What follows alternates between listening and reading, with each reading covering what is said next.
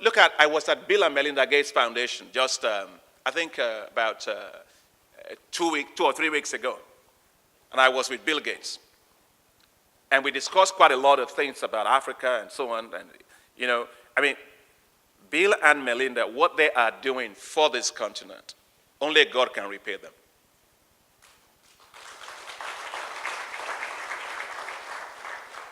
Because they have confidence in this continent, and because he actually started off as a young person, and people say, okay, he didn't finish school. What does he have to finish school for? Look at the guy. Many of you are in school because of what he's doing, because of his program. But what I'm trying to say with that is he understands the importance of getting young entrepreneurs into business.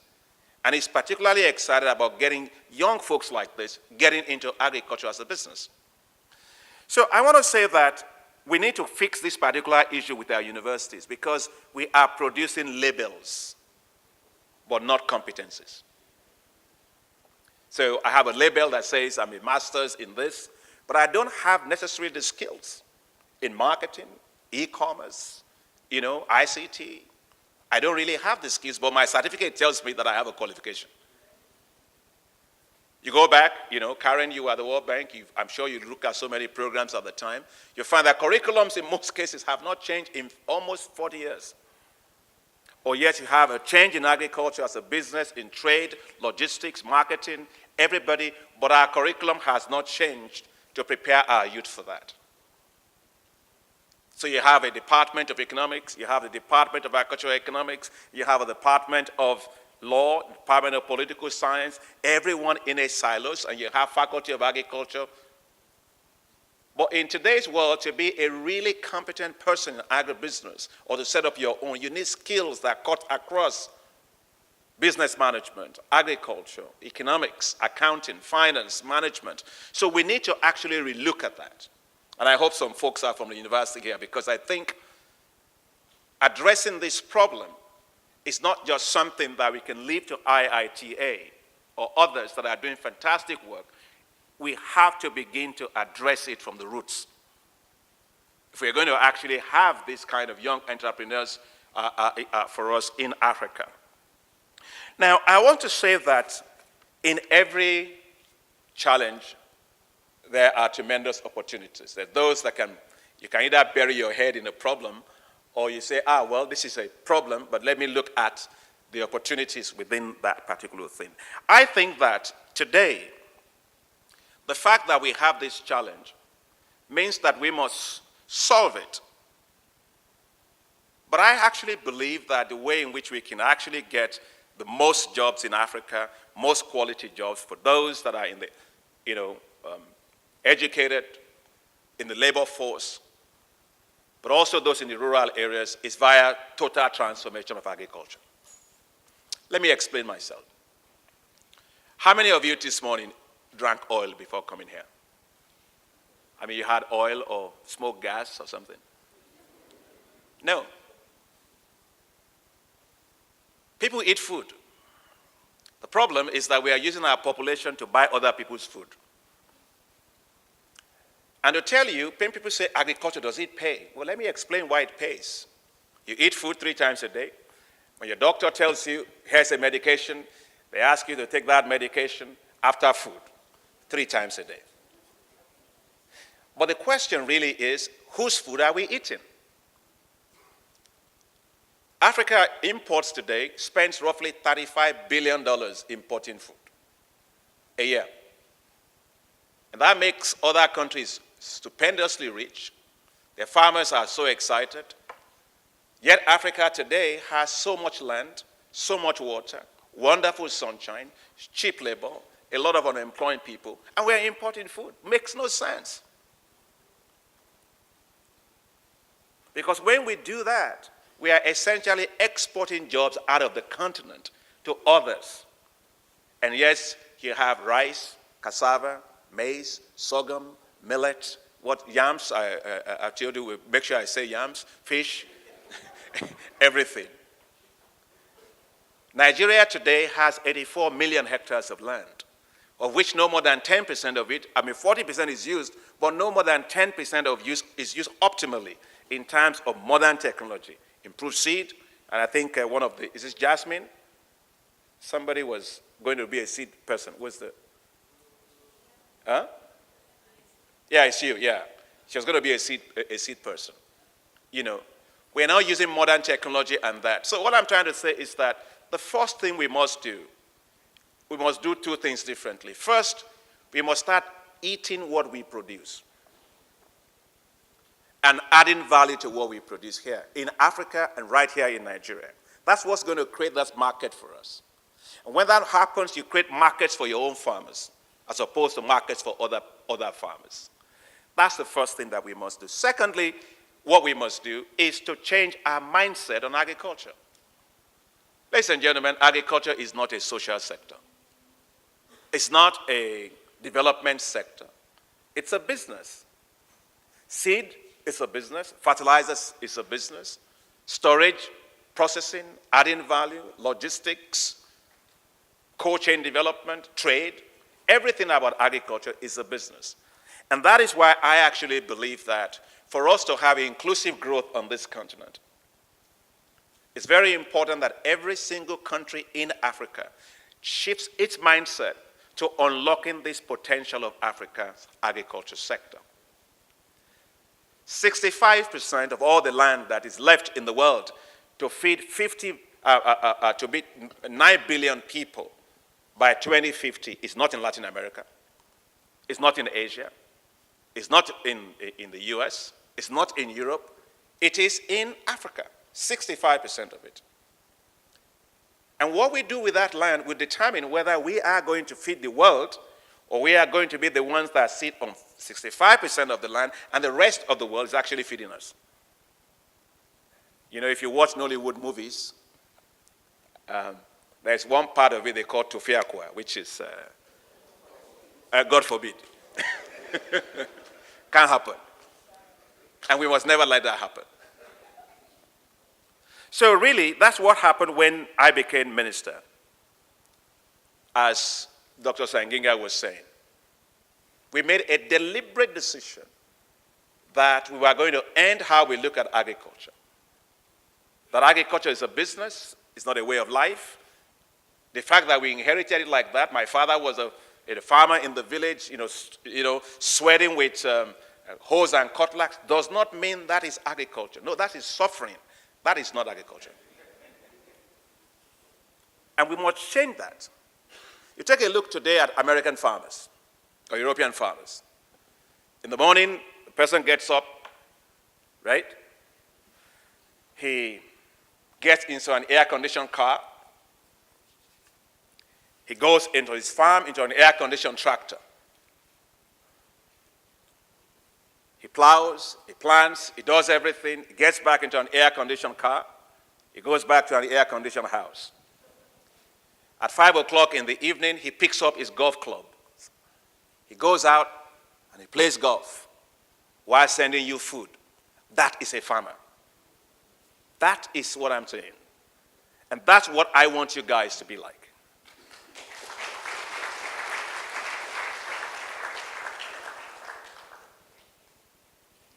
Because mindset, it's like the rudder of a ship or anything that you control. What you set is the direction you go. If you have a mindset of agriculture as a development activity, you will continue to use that sector as a way of managing poverty. But poverty is not an industry. You cannot grow it and say you want to have competitive advantage in trading it. No, and Africa must not become a museum of poverty. And yet we know that if we change agriculture and we use it to get a lot of our people out of poverty into wealth, all of our rural areas will be fantastic. I grew up in this city, right here.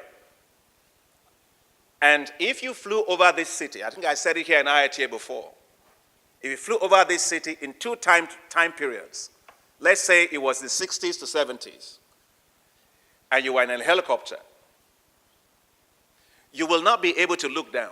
because it was all shining. All the rooftops were all shining. If you fly over them today, you will land on the roofs of those houses because they are so brown. The reason is because in the 60s and 70s, agriculture worked. The cocoa plantations were working. The cola production was going up. Everything was until we found oil, and then we abandoned it.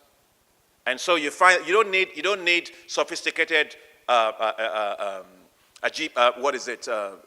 geospatial analysis to understand, GIS, how livelihoods have gone down because we let agriculture fail. So all I'm saying is that we took a decision that no, we will not take agriculture as a business. And that has 4 implications. First is that it must be private sector driven. Government's business is not to be in business.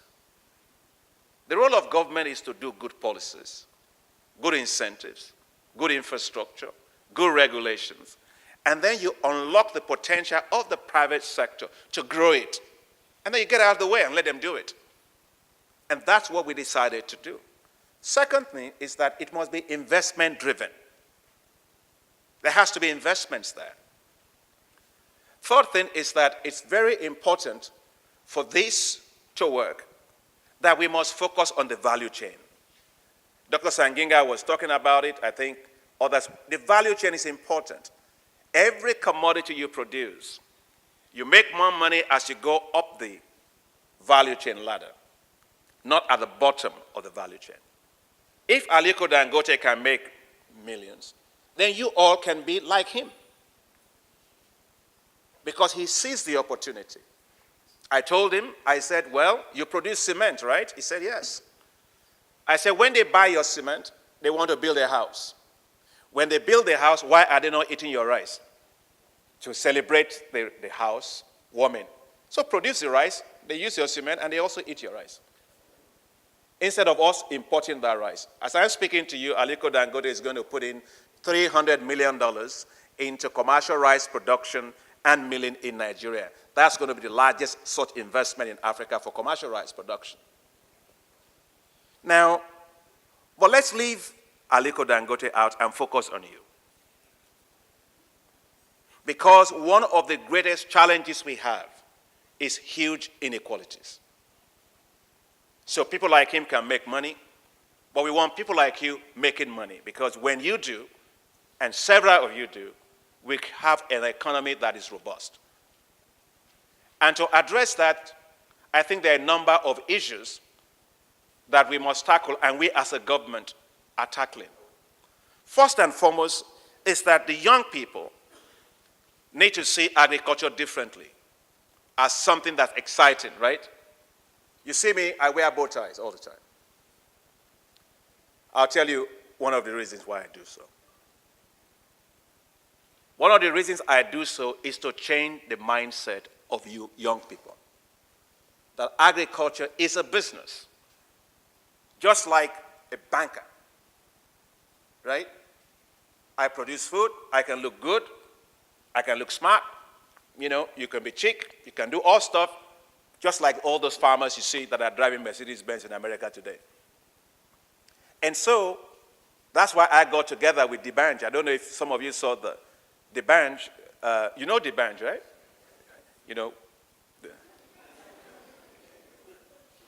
Because we wanted our young people to see agriculture as a cool thing. That's a lot of money. But you don't make money by just saying it's cool. It's that we have to support you to actually succeed. And to succeed, there are a number of things that we are going to do to help you. The federal government the president launched a program last year called Nigerian Agricultural Entrepreneurs.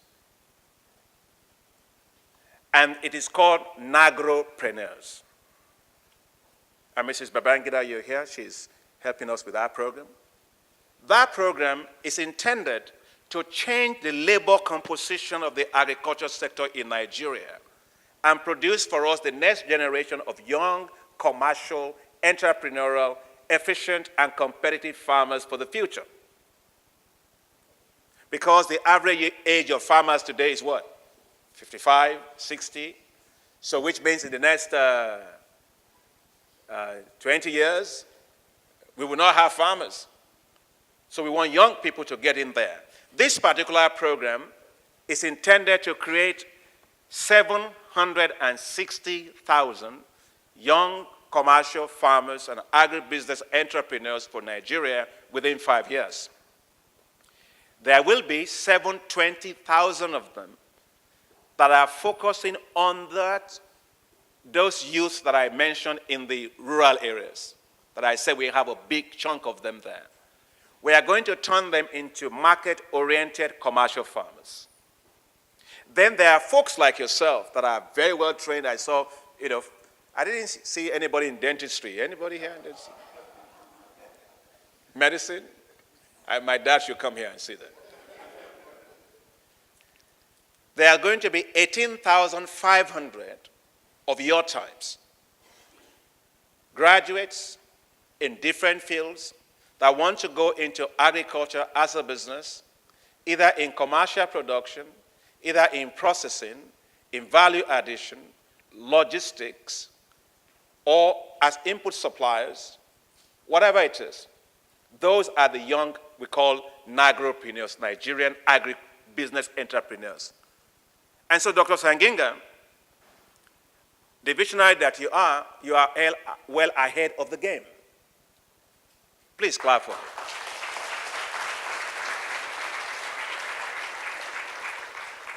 Because the people that I see here forms for me a core of those that we can actually use for an elevator model, that can excite others, that can encourage others, that we can build and nurture around.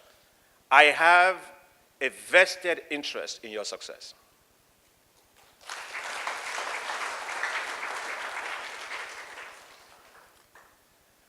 And some of the things that we need to do, we are going to do for all of these Nagropreneurs are technical skills. I was watching you as you said you went into the farm and you're doing well, with your baby and so on. Well, agri is tough business. But I'm glad that you stayed with it. Technical skills, managerial skills, because agriculture is a business. You need access to tractors, mechanized services, because nobody wants to do hoe and cutlass business. I'm a Yoruba person, and there's a song that they used to sing when I was a kid growing up. They still sing it today. They say, Iṣẹ́ àgbẹ̀ níṣẹ́ ilẹ̀ wa, ẹni kò ṣiṣẹ́ á máa jalè, ìwé kíkọ́ láìsí ọkọ́ just stop there. For those of our colleagues that don't speak Yoruba, what it means is that song says, farming is our work, it's our lifestyle. That's the problem. And that learning without hoe and cutlass is not complete. No, that's not farming now. As I said, that's punishment. I used to be punished. I was a rascally kid when I was in school, and all my senior boys always asked me to go and use your hoe to do things like that. No, we need to mechanize. And what the government is doing is that we are establishing in the country today about 400 agricultural equipment hiring enterprises. They are going to have a full complement of tractors, harrowers, winnowers, and all that. They will be rolled out actually within 2 weeks all across the country. So that means that our farmers now will get electronic vouchers to go and hire tractors and mechanized services, just like they get for seed, just like they get for fertilizers.